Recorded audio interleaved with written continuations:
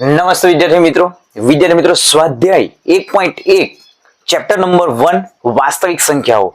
તો વિદ્યાર્થી મિત્રો ચેપ્ટર 1 માં આપણે સ્વાધ્યાય 1.1 ના 3 સમ જોઈ ગયા છે. તો અહીં આપણે જોઈશું વિદ્યાર્થી મિત્રો ચોથો સમ છે, જો ગુસાઓ 306 અને 657 બરાબર 9 આપેલ હોય તો લસાઓ 306 657 શોધો. તો આપણે અહીં શું શોધવાનું છે વિદ્યાર્થી મિત્રો?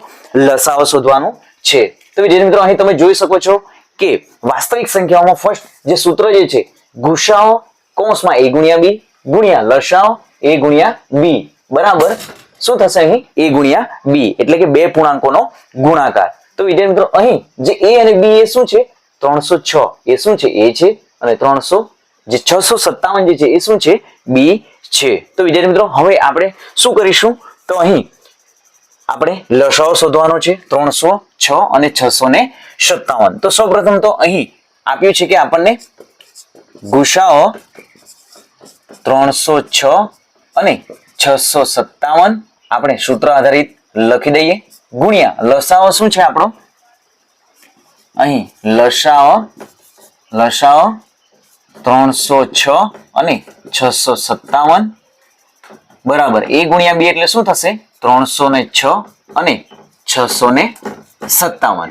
તો વિદ્યાર્થી મિત્રો અહીં આપણે શું કર્યું છે કે ગુસાઓ શું લખી દીધું? 306 657 ગુણ્યા લસાઓ 306 657 a ગુણ્યા b એટલે શું છે? 306 અને 657. તો વિદ્યાર્થી મિત્રો હવે આપણને શું આપ્યું છે અહીં?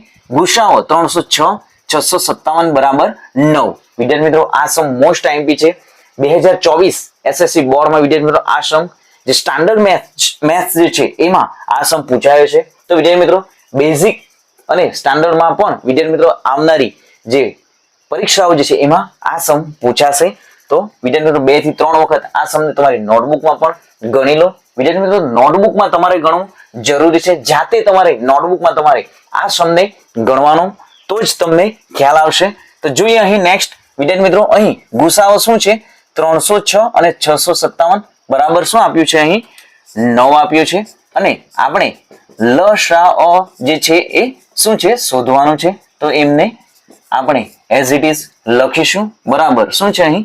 306 અને 657.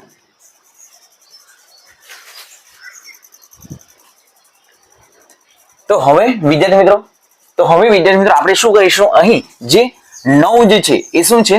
બરાબરની ડાબી બાજુ છે અને આ 306 ગુણ્યા 657 એ શું છે? જમણી બાજુ છે. તો અહીં 9 ગુણાકારમાં છે તો શું થશે? બરાબરની જમણી બાજુ જતા શું થશે વિદ્યાર્થી મિત્રો? ફટાફટ કોમેન્ટ કરીને જણાવો વિદ્યાર્થી મિત્રો કે 9 જો ગુણાકારમાં હોય તો બરાબરની જમણી બાજુ જતા શું થશે? એ વિદ્યાર્થી મિત્રો છેદમાં લખાશે. તો અહીં શું થશે? 9 એ છેદમાં જશે. હવે વિદ્યાર્થી મિત્રો આપણે 306 ગુણ્યા 657 પણ કરી શકીએ, પરંતુ અહીં 306 ને આપણે 9 વડે સૌપ્રથમ શું કરીશું? ભાગાકાર કરીશું. તો અહીં 306 ભાગ્યા 9 કરીશું. તો 9 દુ 18 9 તરી શું થશે? 27 થશે. તો 30 માંથી વિદ્યાર્થી મિત્રો શું છે? અહીં 30 માંથી 27 જશે તો 3 બચશે અને ઉપરથી 6 9 ચોક 36.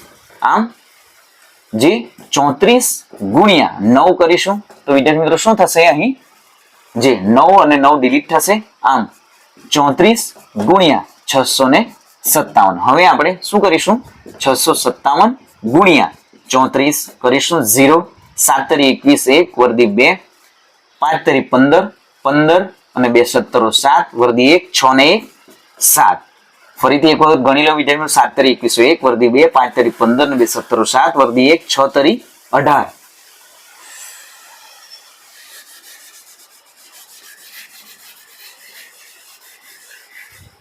નેક્સ્ટ હવે વિદ્યાર્થી મિત્રો શું કરીશું? અહીં 36 અને 36 0 0 થઈ જશે અને તો અહીં હવે વિદ્યાર્થી મિત્રો શું કરીશું? અહીં 657 ગુણ્યા 34. તો 657 ગુણ્યા 34.